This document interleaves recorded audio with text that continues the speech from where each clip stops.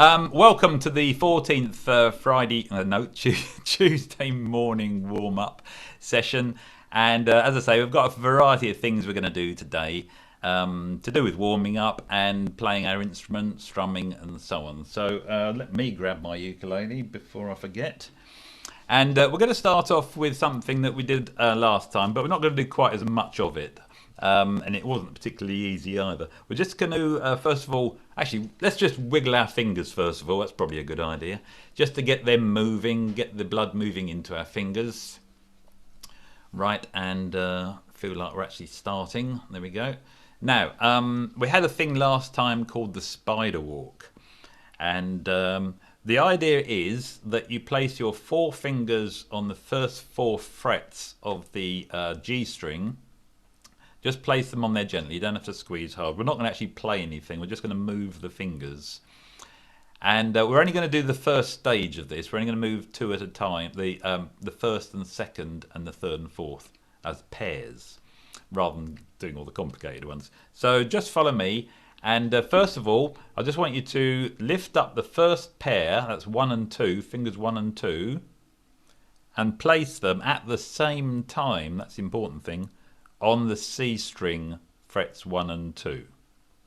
So you've just lifted them up at the same time and placed them on the C string. Now do the same with the third and fourth fingers. Lift them up, place them down.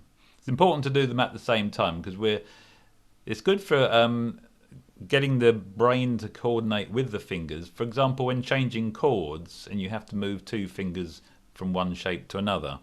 So this improves your chord changing. For example, now let's carry on. Lift up fingers 1 and 2. Place them on the E string, frets 1 and 2. There we go. And now pick up 3 and 4 again and place them on the next string, the E string. And then continue. So on to the last string with the first 2 fingers and then the next 2. And then we go back up to the top. So first 2 fingers, then the third and fourth. And we're just working our way back to the first string, the G string.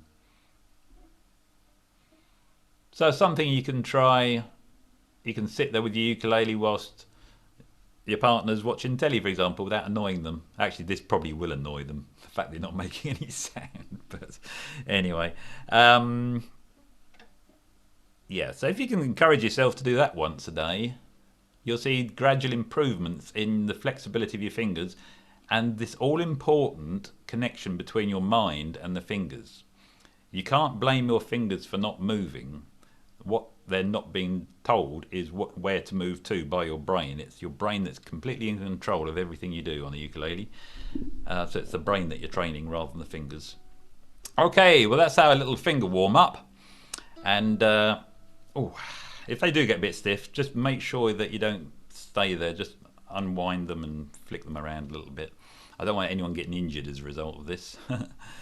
Okay, other parts of the body that are important to warm up. The throat, for example. And now I'm not an expert, I'm not a singing coach, but it's nice to have a nice open throat. And one way of doing that is just by sighing. So if you want to just do a quick sigh. Ooh, yeah, a few sighs that can help your throat and just open it up a bit so it's not quite so tight. Then we're going to move on to another part of the anatomy which is most important in playing a ukulele or any instrument for that matter. Now I'm going to ask you a question there. What's the most important skill when playing a musical instrument, especially a ukulele? What's the most important skill?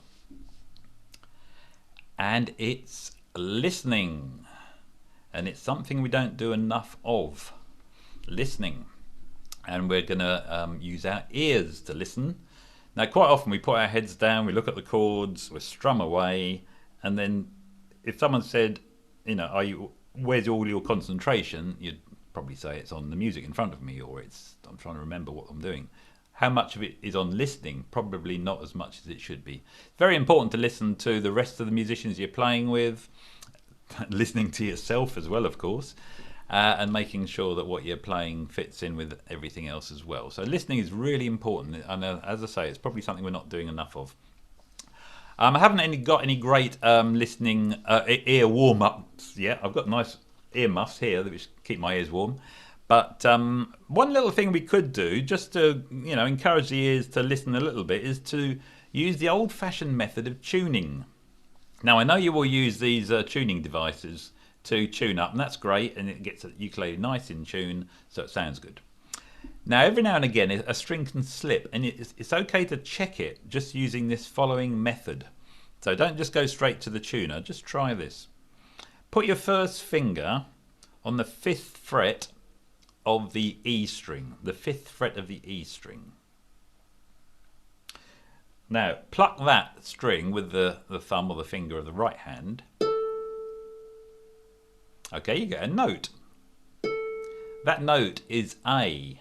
It might be the E string, but the note is A. Now pluck the A string, which is the 4th one, the last one. Those two notes should be the same. So in the comfort of your own room, or your own Zoom, just play the two notes, I'll stop, and just check that they sound the same. The same pitch, I mean, not the same quality of sound. They might sound a little bit different, but the same pitch. Are they in tune with each other? So that's a way of checking the tuning of your ukulele. Okay, and it also encourages you to listen. Okay, let's move on to the next pair of strings, because you can check all the adjacent strings. Let's do the middle two strings now.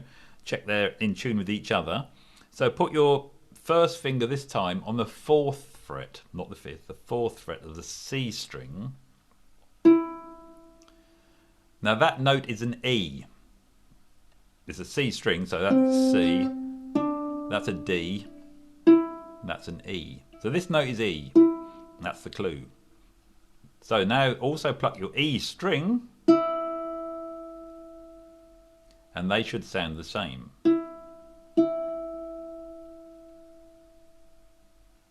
Just do that on your own. Just check your E and those two sound the same.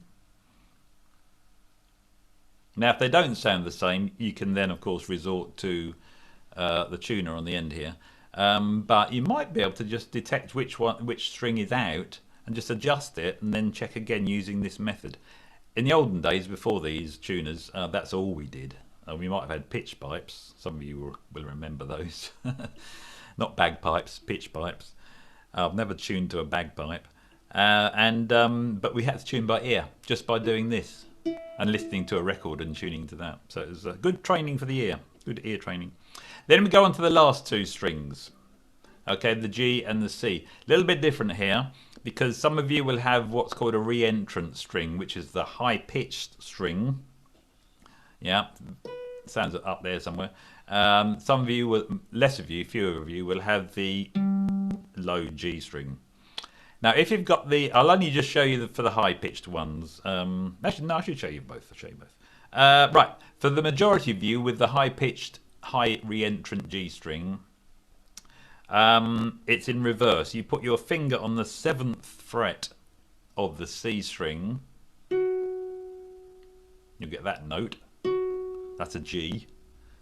And then you pluck your G string at the same time, and they should be the same. Now mine's an octave lower, so it's going to sound the same but different, if you know what I mean, an octave apart. Oops. I'm on the wrong one, that's why. Sorry about that. That's a good bit of ear training. 7th fret, I was called out the right one. 7th fret. That's better. That sounded a bit weird. So the 7th fret of the... There we go. Okay, so just quickly going over that. 5th fret of the E string. Is an A, like the A string. So 5th fret of the E string, 4th fret of the C string, and 7th fret of the C string is like the bottom G string.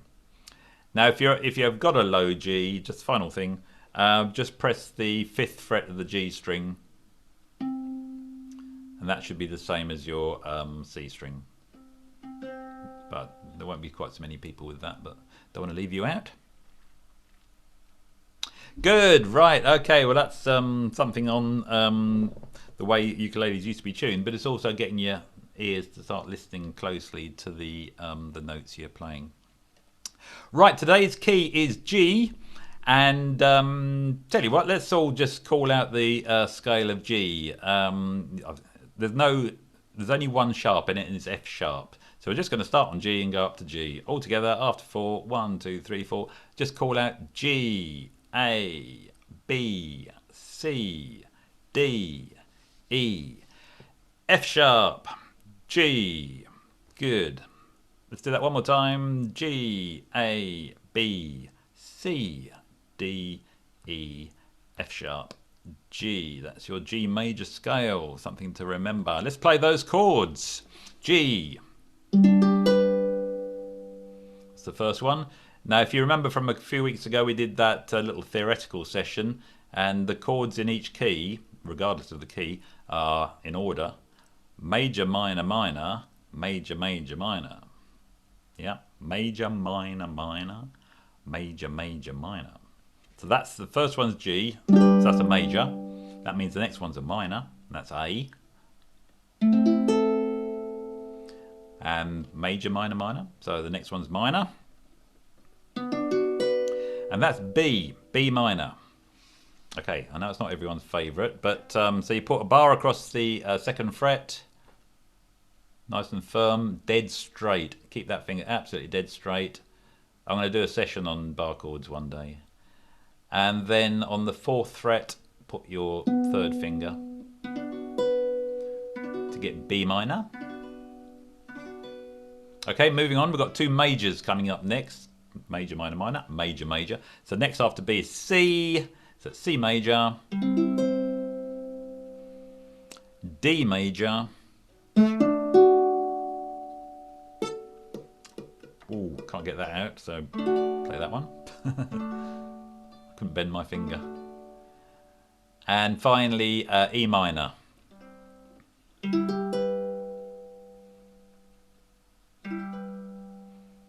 Let's go through those again. So let's do 2 strums on each, quite slowly. So 2 G's, G, G, A minor, B minor, C, D, E minor, and we'll go back to G. That's it. We don't tend to play the F sharp chord very often in music. It does occur. The actual chord is F sharp diminished. So if you know that, that's great. But we're not including it today. So F sharp diminished. Something to go away and look up. Right, let's get a bit of strumming going, I think. We're just going to strum a G chord to start with. So I'm going to get the metronome going. Just on beat 1, I want you to strum a G. Then when I say so, move to beat 3 as well. So just starting on beat 1, 1, 2, 3, follow me. 2, 3, 4, 2, 3, 4, 2, 3, 4, 2, 3, 4, 2, 3, 4. Now beats 1 and 3, so it's 1, 2, 3, 4, 1, 2, 3, 4. 1, 2 and 3, 1, 2, 3, 1, 2, 3, 1, 2, 3, 1, 2, 3, 4, 1, 2, 3, 4, 1, 2, 3, 4.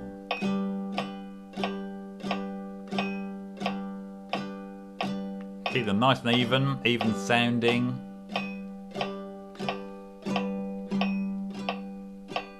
Let's put the upbeats in as well. So it'll be 1 and 2 and 3 and 4 and 1 and 2 and 3 and 4 and.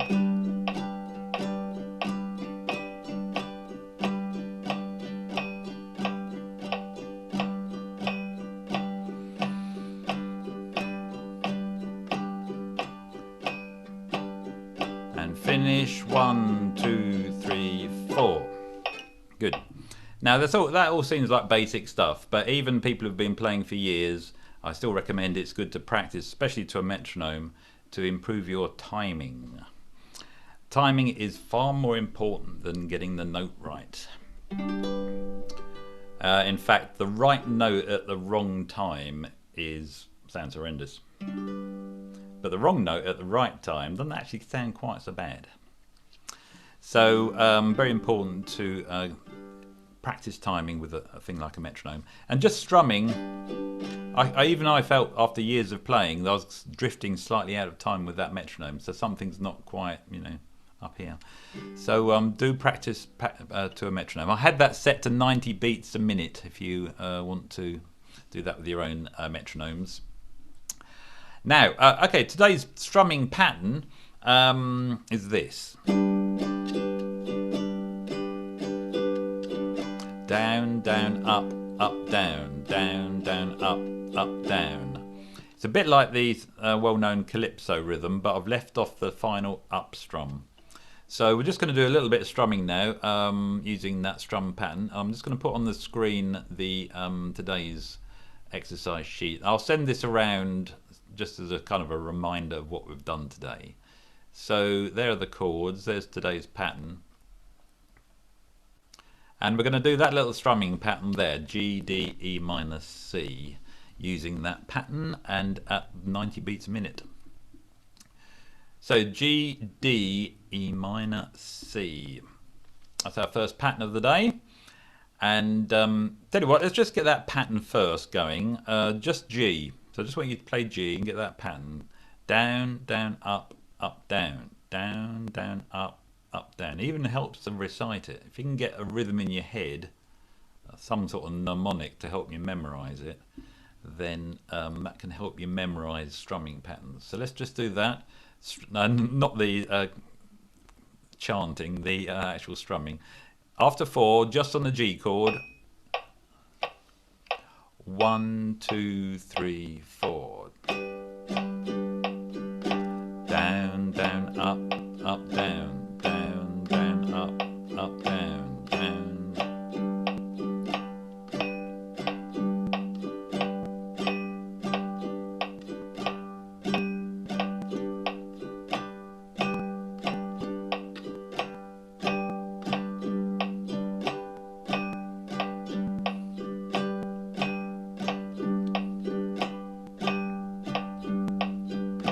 Down, down, up, up, down, down, down, up, up, down. One more time. Okay, good. So that's our chord strumming pattern. So let's put that strumming pattern to that chord sequence.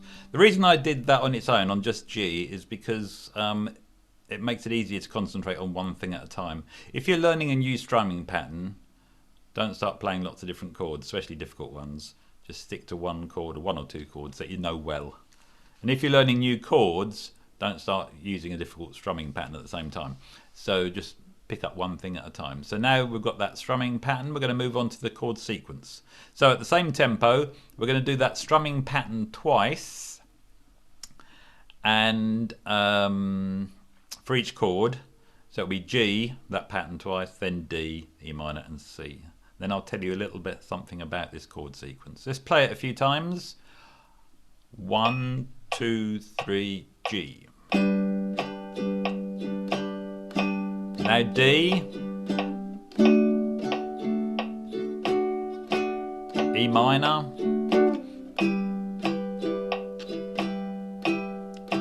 C. Back to the beginning, just repeat.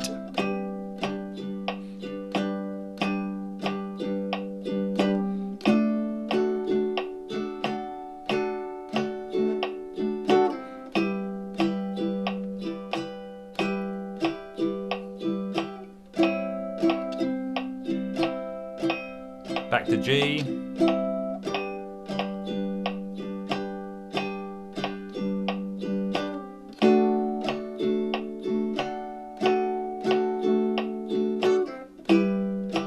E minor.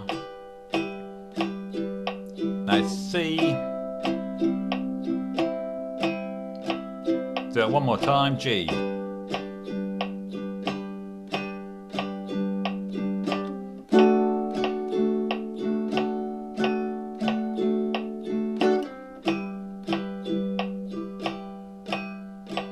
C. Finish on the G. Okay. Now just going to crank it up a little bit, not speed-wise. We're just going to do one strumming pattern per chord now, rather than two. So we're going to change more often, twice as quickly. So now we're going to do, in other words, it's now a 4-bar sequence. That was an 8-bar sequence, 4 times 2. So now, round the same chords, one strumming pattern per chord. In other words, 1 bar per chord. 1, 2, 3, 4. D. E minor. Now C.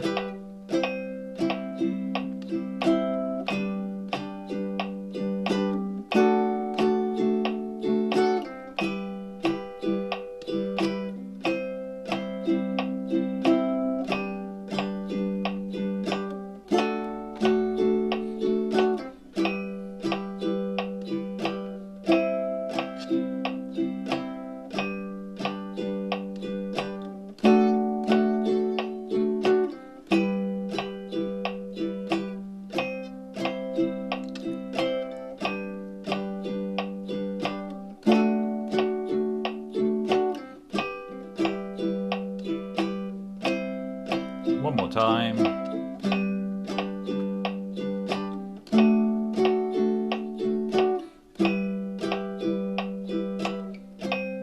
Finish on the G.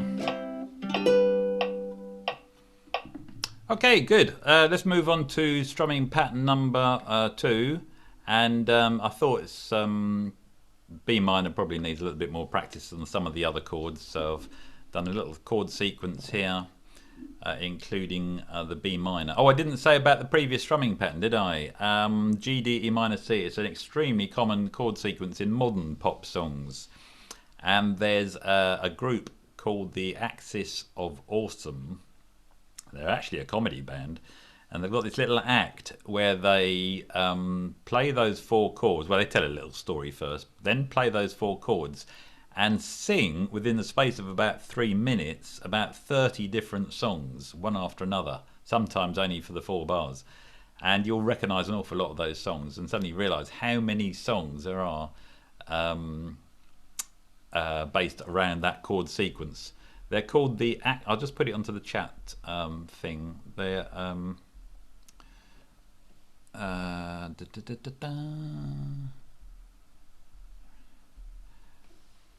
I think they're Australian, I've got a feeling. They're just a bunch of youngsters. Axis of Awesome. If you did want to go and look it up, it's interesting. You can always strum along with them as well, just using those 4 chords. I think they do it in a different key.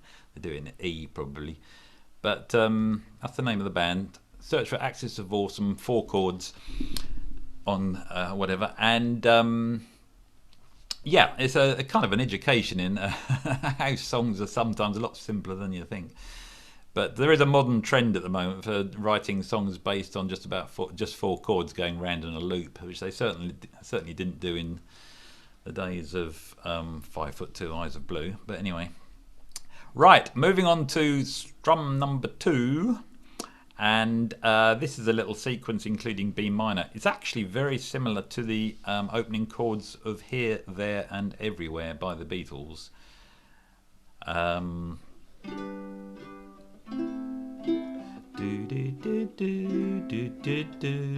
Yeah, that one. And so we're just going to just slowly, first of all, let's just get the fingers moving in the right order.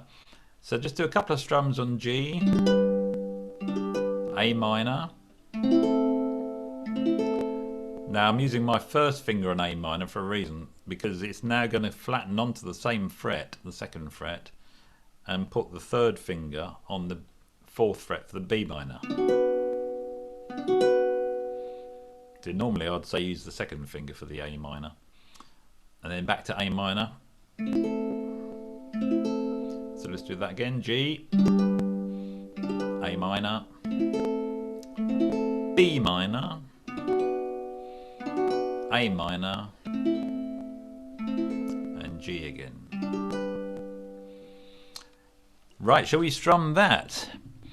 I'm going to put the tempo down a little bit, just to give us a bit more time to change between the chords. So it's going to be 2 strumming patterns per chord again. Same strumming pattern. Here we go. 1, 2, 3, 4. Now A minor.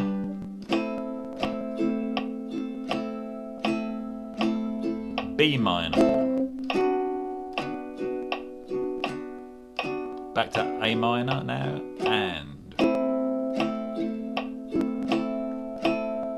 G.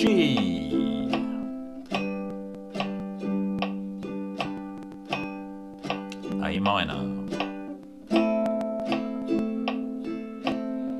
B minor, get that finger down.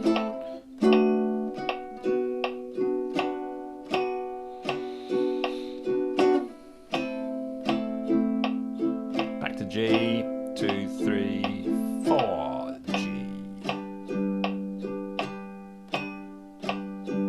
A minor.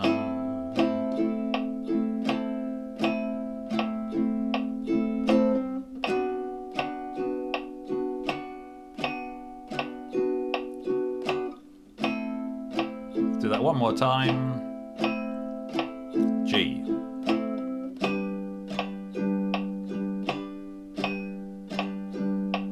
A minor. B minor.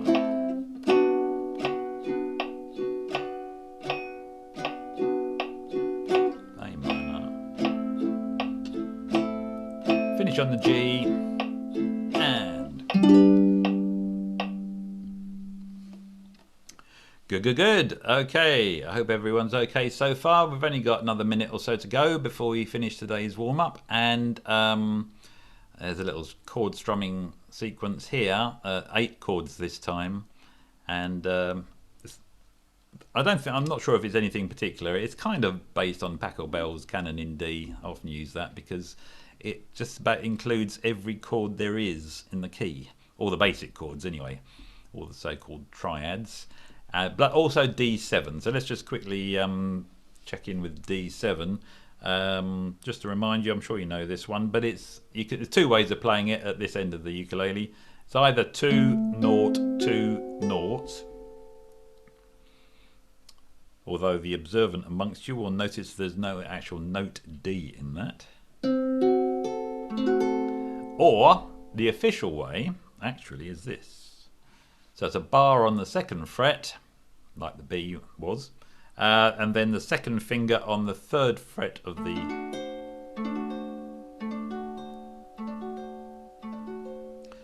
And that's a true D7. It's got all 4 notes in it. I'm going to do a session on 7th chords one day. Did I say that? Anyone who's interested, these are called drop 2 inversions.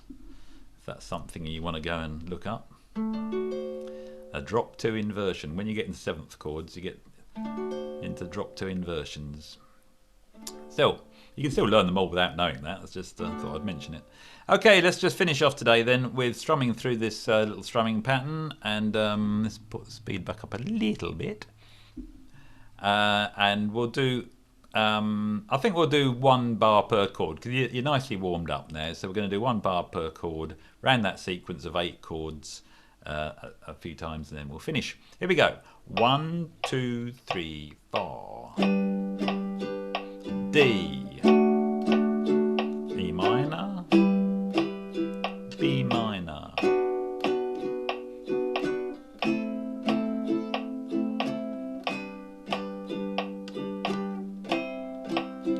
D7, G.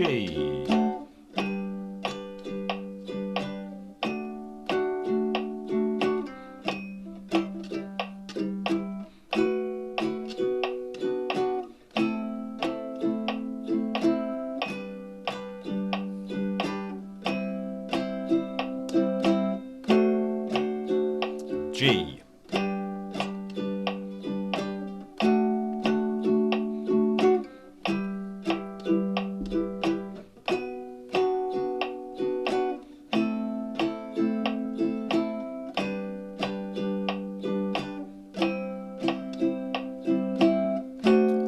For the last time, G and D.